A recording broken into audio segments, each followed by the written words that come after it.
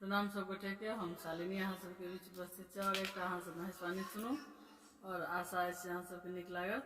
धन्यवाद।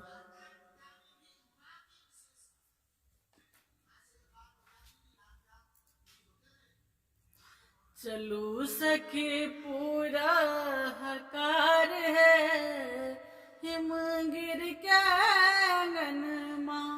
चलू सखी पूरा हकार है हिमगिर के आंगन माँ।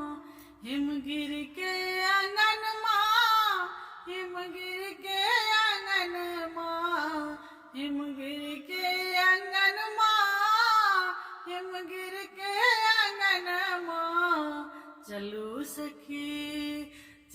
सखी पूरा हकार है हिमगिर के आंगन माँ। चलू सखी पूरा हकार है हिमगिर के आंगन माँ।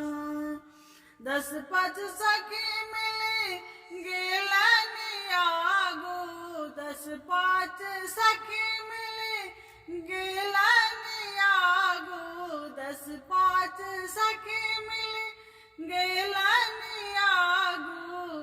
शिव के स्वरूप देख गेलनि डराई, शिव के स्वरूप देख गेलनि डराई। नाग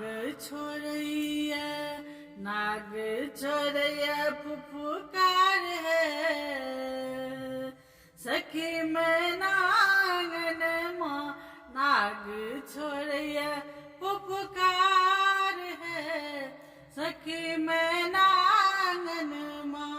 मैना आंगन माँ है मैना भवन माँ, मैना आंगन माँ है मैना भवन माँ। चलू सखी पूरा हकार है हिमगिर के आंगन माँ। चलू सखी पूरा हकार है हिमगिर के आंगन माँ। सब सखी देख गली गौरा के बाराती, सब सखी देखा गली गौरा के बाराती। सब सखी देखा गली गौरा के बाराती।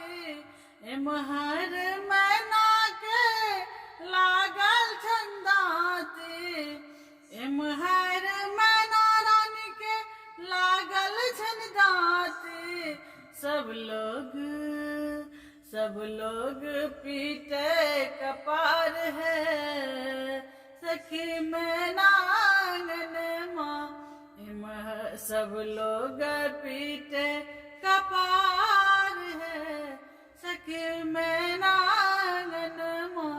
चलू सखी पूरा हकार है हिमगिर के आंगन माँ। चलू सखी पूरा हकार